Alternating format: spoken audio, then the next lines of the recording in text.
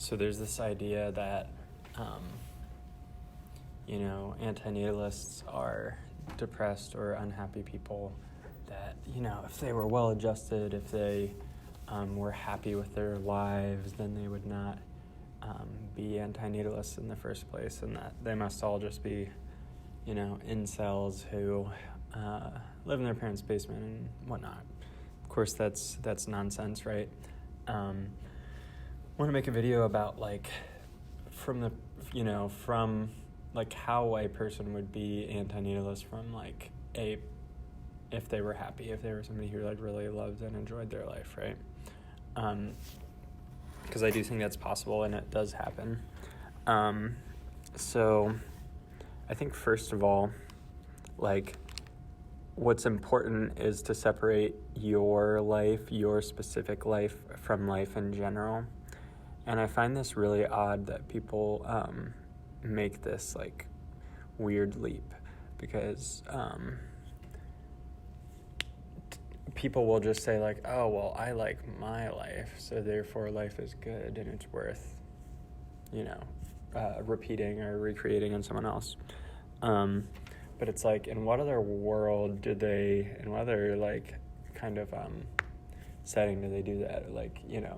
Are people well, I like my job, so my job would be a good fit for everyone? No, people don't do that. Are people I like my romantic partner, so therefore my romantic partner would be a good fit for everyone? Or I reading about retirement planning, so therefore reading about retirement planning is something that everyone will like. It's you can recognize that maybe if the stars have lined up right and you've enjoyed yourself and you've been having a good time and you enjoy your life in general, that is much different than having any kind of guarantee that your child will feel the same way, right? Because you have no idea how they're going to feel about it. You have no idea what's going to happen to them, and you have no idea what unlucky dice they may roll. So I think another similar point here is that,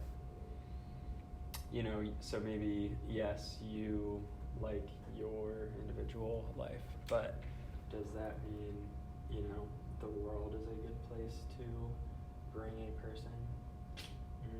No, definitely does not mean that, right? Because, you may like your family situation, your romantic partner and your maybe pet. You may like your apartment, and you may like your job and stuff.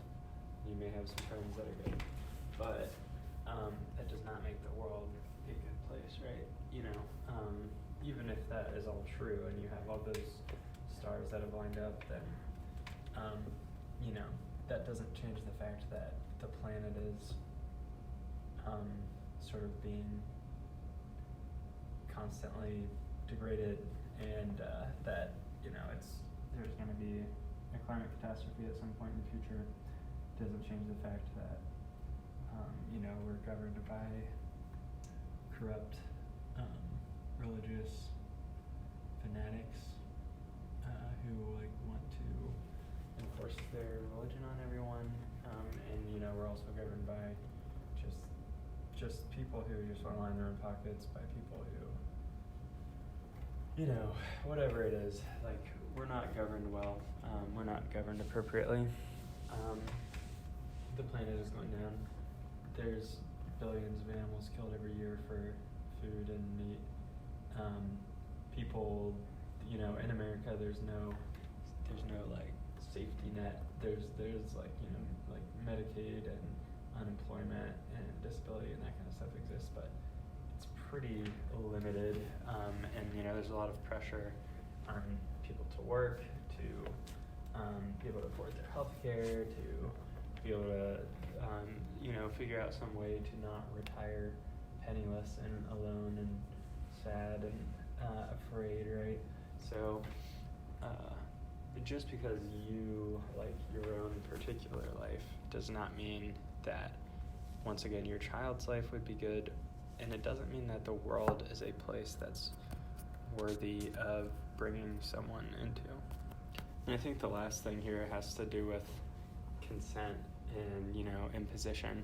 So, you had life imposed on you, and let's make this a little metaphor. Let's say that, we're talking about life as if it's like a house party, okay? And so you are having fun at the house party. You've managed to find, a crowd of people that you like, and maybe you've had just the right amount of a couple drinks, and you're vibing. But does that mean that like you should then go wake someone up out of their comfortable sleep to then come to this house party? Like, no. Like, you had it imposed on you. Somebody woke you up and dragged you here without consulting you. But,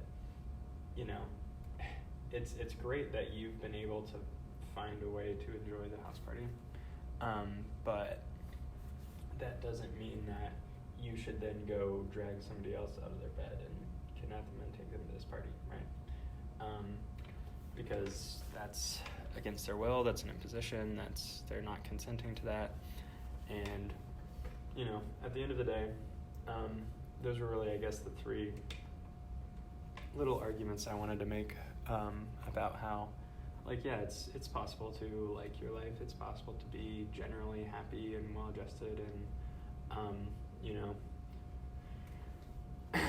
walking on sunshine, but also realize that it's not fair or right or wise or good to reproduce and force someone else to go on this long ride. So that's it for me, and I will talk to you again here soon.